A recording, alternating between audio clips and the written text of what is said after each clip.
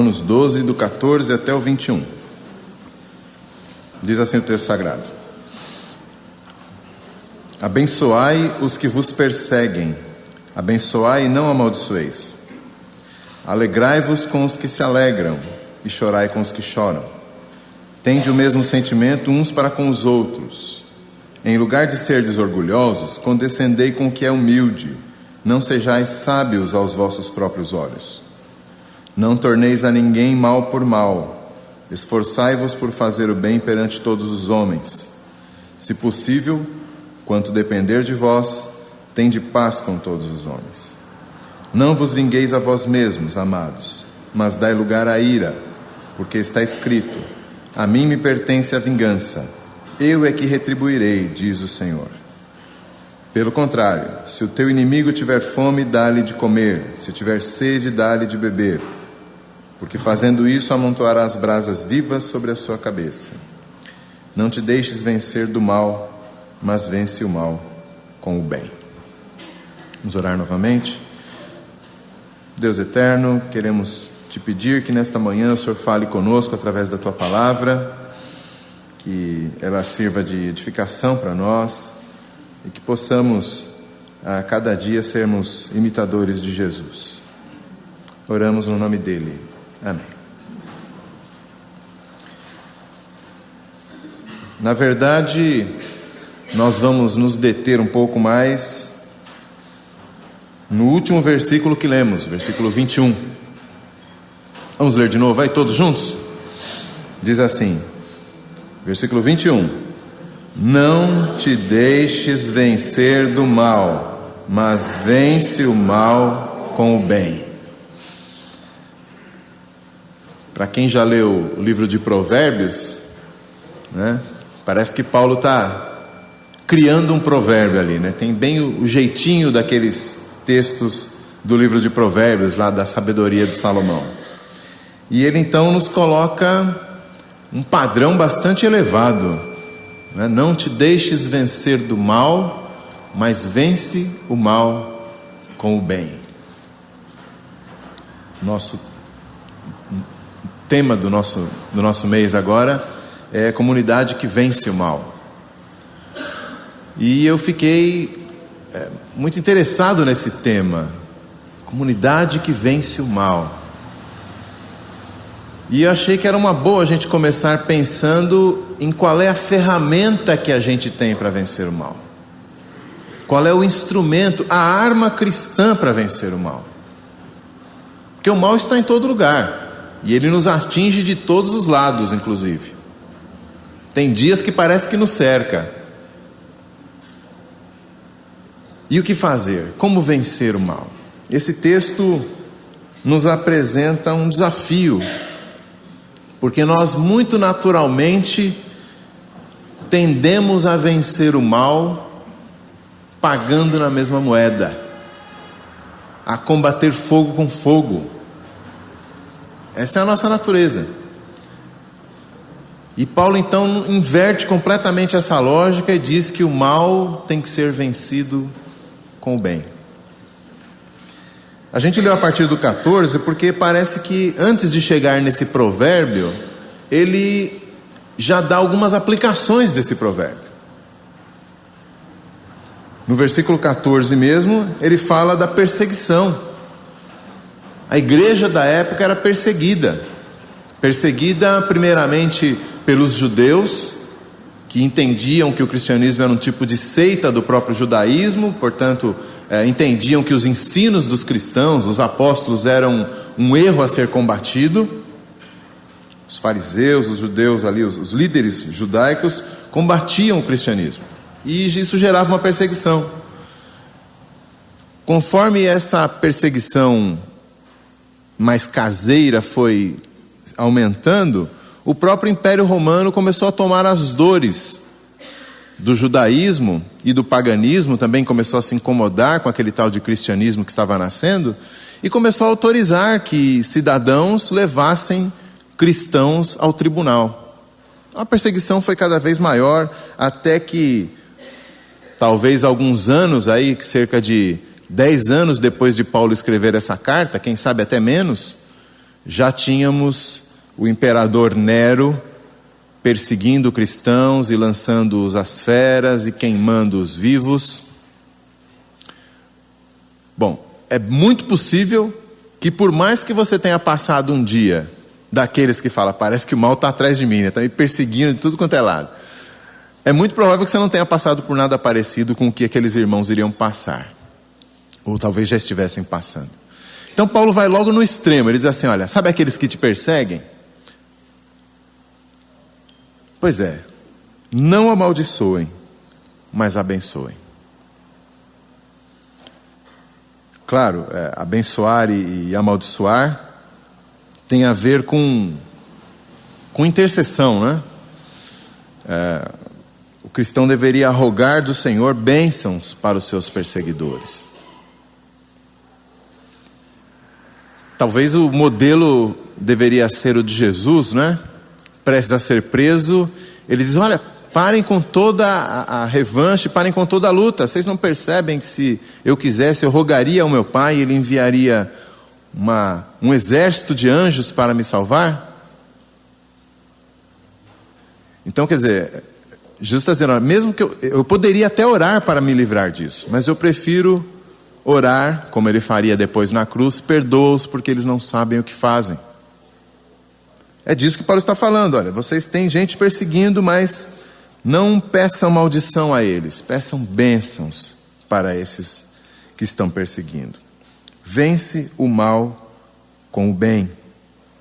O próprio Paulo foi modelo desse tipo de atitude. Em Atos 28, versículo 19, diante da oposição dos judeus, senti-me compelido a apelar para César, não tendo eu, porém, nada de que acusar a minha nação. Quer dizer, ao invés de revidar, ele apenas buscou César para livrá-lo das acusações dos judeus. Mas sendo ele judeu, nunca se levantou contra a sua própria nação.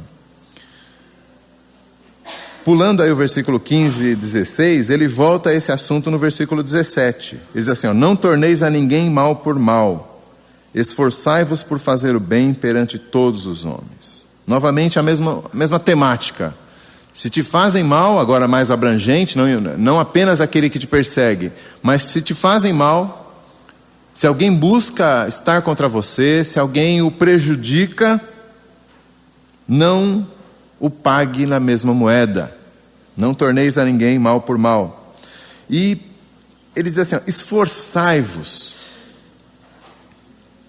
É de fato uma luta contra a própria natureza. Nem Paulo estava pensando que isso seria fácil para os romanos ou para nós. A ideia não é que isso vai ser tranquilo, mas que você precisa realmente lutar para cumprir este mandamento, para atender à vontade de Deus em relação ao teu sofrimento. Se te fazem mal, não torne por mal aquilo que te fazem, mas se esforce para fazer o bem perante todos os homens. Agora ficou bem mais abrangente, não apenas os que perseguem, não apenas o mal da perseguição, mas a todos. A todos que podem te atingir de alguma forma, esforce-se por fazer o bem. No versículo 18, ele ainda diz assim, se possível, quanto depender de vós. Perceba que as duas expressões são meio que repetitivas, né? Até onde for possível, naquilo que depender de você, tende paz com todos os homens. Essa repetição da ideia de que é verdade que nem em todos os casos você vai conseguir ter paz, mas se for possível, tenha paz. Naquilo que for possível para você, tenha paz. Uma repetição proposital aqui, reforçando a ideia de que em toda vez que não houver paz, você precisa ter a consciência tranquila de que você fez o possível, de que da tua parte não houve contribuição para a guerra, para a luta, de que da tua parte você tem a consciência tranquila de que descansou no Senhor, que é de fato o tema lá do versículo 19. Então, no que depender de você, até onde for possível, esforce-se, veja que são afirmações repetitivas, para não pagar o mal com o mal, para que todo o mal que houver seja sempre da parte de outro, nunca originado das tuas atitudes, das tuas reações, das tuas palavras, da tua dureza de coração, mas você se esforça para reagir de forma cristã e correta diante do mal que te fazem. No versículo 19 ele diz assim, não vos vingueis a vós mesmos, amados, mas dai lugar à ira, porque está escrito, a mim me pertence a vingança, eu é que retribuirei, diz o Senhor. Dai lugar à ira. Obviamente aqui quando ele diz não se vingue, mas dê lugar à ira, ele está se referindo à ira divina. A ideia é que Deus é o juiz. Deus retribui de acordo com as obras de cada um, inclusive as minhas. Sendo Deus o juiz, eu não preciso me sentar na cadeira do juiz. Eu não preciso exigir punição. Eu não preciso exigir o castigo devido, mesmo quando ele é devido, de ninguém. Porque Deus faz isso. Dar lugar à ira significa, como eu disse há pouco, descansar na justiça divina. Não é necessário que eu ponha a mão nesse assunto para que a justiça se estabeleça. Não é necessário que eu vá até lá e faça valer os meus direitos, porque Deus faz isso por mim. É nesse sentido que Paulo está dizendo, não se vingue, mas dê lugar à ira. Dentro desse contexto de perseguição, de alguém mais genericamente que te faça mal, de não retribuir, é nesse contexto que está vingança aqui. Te fazem o mal e você agora tem a oportunidade de retribuir. E como é muito natural para a gente fazer isso, também é natural que a gente arranje uma desculpa, uma justificativa. E uma das que a gente mais usa é exatamente a ideia de justiça. Não, mas é que a situação, se ficar como está, não é justa. Eu fui acusado injustamente, ou eu fui privado daquilo que me era de direito, eu fui afetado negativamente de alguma forma. E agora, tendo a oportunidade, eu vou, não a forra que fica feio, mas eu vou fazer as coisas se ajustarem, eu vou equilibrar a balança, eu vou deixar as coisas justas novamente. Você tem quem julgue a tua causa. Você tem quem vai levantar-se em ira por você. Porque de fato a ira dos homens não produz a justiça de Deus, diz o texto sagrado. Quando eu me levanto querendo justiça, mesmo quando a causa é justa, a minha ira muitas vezes produz mais injustiça do outro lado. É aquele famoso movimento de pêndulo, né? Vem muito para cá e aí quando ele volta, ao invés de parar no ponto de equilíbrio, ele passa. A justiça humana sempre é assim, a ira humana sempre é assim, produz um movimento contrário, mas que dificilmente para no equilíbrio. Na maior parte das vezes também produz mais injustiça, mais ira, mais rancor, mais rebeldia, mais corações endurecidos, mais mal do outro lado para cá também. E isso se torna um círculo vicioso, uma bola de neve, e a justiça não é produzida de forma alguma. Dai lugar à ira divina. Deus julga retamente a minha causa e eu posso descansar nisso. Não vos vingueis, mas dai lugar à ira. É importante a gente notar aqui, não vos vingueis a vós mesmos, amados. É bem nesse momento em que ele está falando de ira e de vingança, ele como que te lembra quem você é. E que às vezes você não age, não reage de acordo com o que você é. Amado. Amado. Versículo 20. Pelo contrário, se o teu inimigo tiver fome, dá-lhe de comer, se tiver sede, dá-lhe de beber. Porque fazendo isso, amontoarás brasas vivas sobre a sua cabeça. Esse é um texto bastante difícil. Não no seu sentido, mas no detalhe. E eu não queria que você ficasse preso no detalhe difícil e deixasse de pegar o sentido. Porque o sentido é claro, né? Se você age com benignidade, se você age com bondade, com generosidade contra quem não tem demonstrado nada disso contra você, você de fato está fazendo aquilo que o salmista, que o apóstolo está falando em todo o nosso texto. Então, não há nenhum mistério naquilo que você tem que fazer. Mas a gente fica pensando, o que será amontoar brasas vivas sobre a cabeça? Eu fui fazer uma pesquisa e uma das hipóteses para explicar essa frase misteriosa de Paulo, que é a que me pareceu mais interessante, é que havia um costume antigo no Egito, que os historiadores levantaram, de que um homem, quando ele reconhecia que estava agindo completamente errado em relação a alguém, ele então tinha a oportunidade de mostrar publicamente o seu arrependimento. E ele fazia isso colocando uma bacia com brasas na cabeça e desfilando com aquela bacia. E aquilo então era claro, né?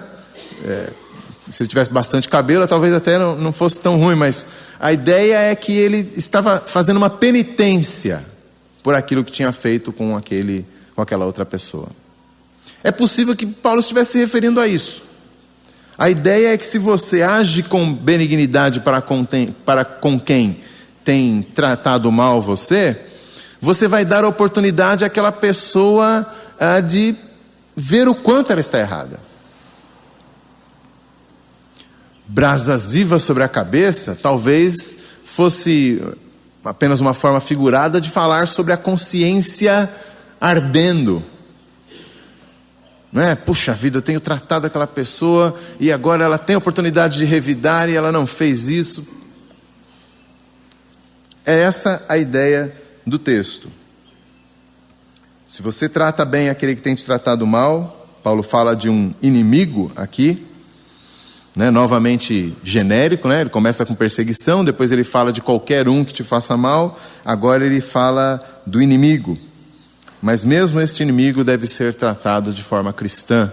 E isso vai trazer a oportunidade a ele para rever aquilo que ele estava fazendo e se arrepender dos seus caminhos. E aí finalmente chegamos no versículo 21. Não te deixes vencer do mal, mas vence o mal com o bem. Eu gostaria de te ajudar a pensar a respeito disso. Como eu falei ainda há pouco, nós como igreja não somos perseguidos. Mas talvez você tenha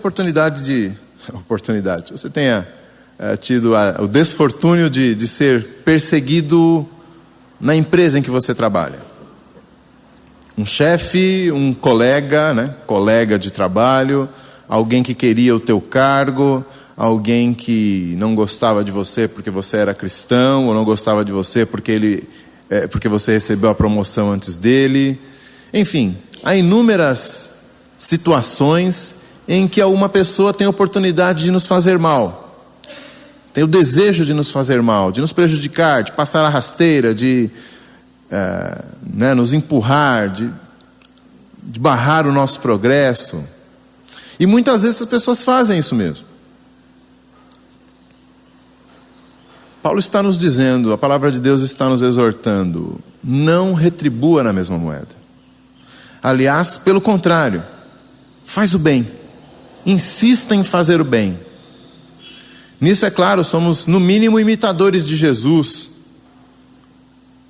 que quando nós éramos ainda inimigos dele, decidiu descer à terra e morrer, entregar o seu sangue, partir a sua carne, para que pudéssemos ter vida com ele.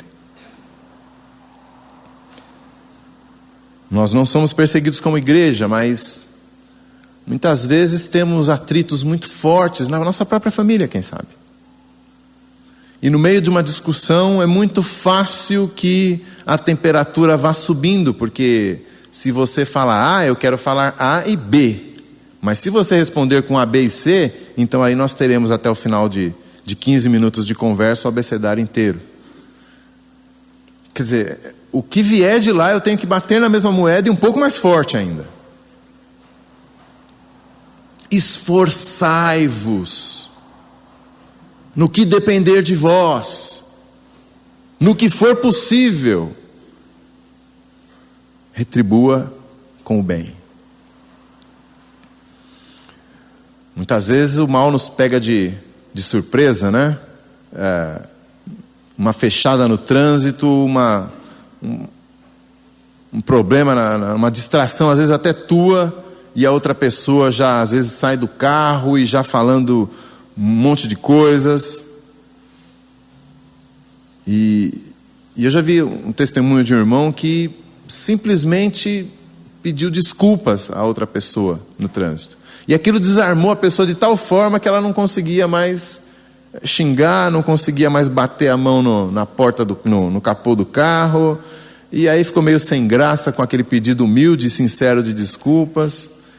E acabou não querendo nem cartão para ver quem ia pagar nem nada. Na verdade tinha sido um arranhão de nada, mas a questão é que isso vai crescendo, e se você não atentar para o caminho que estão tomando, de fato é mal em cima de mal, até o momento em que,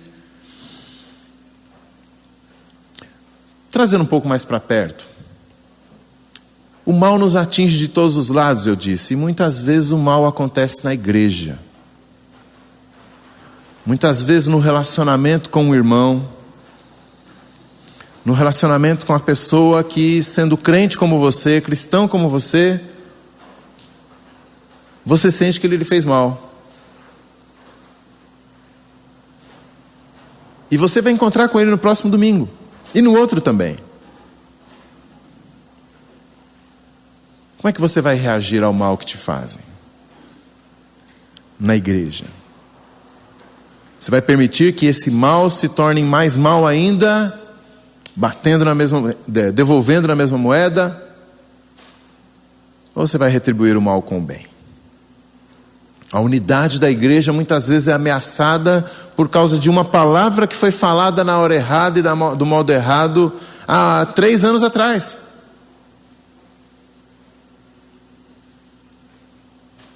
Mas o texto nos diz: retribua o mal com o bem.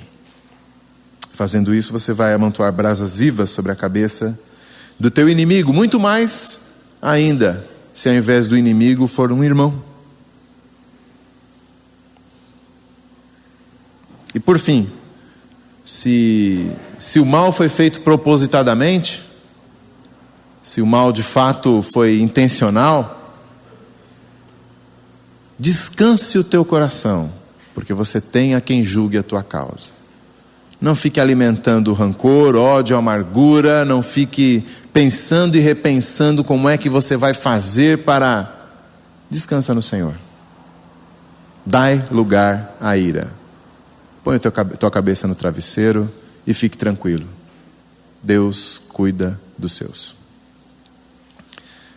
Vençamos o mal com o bem. Vamos ficar em pé e orar?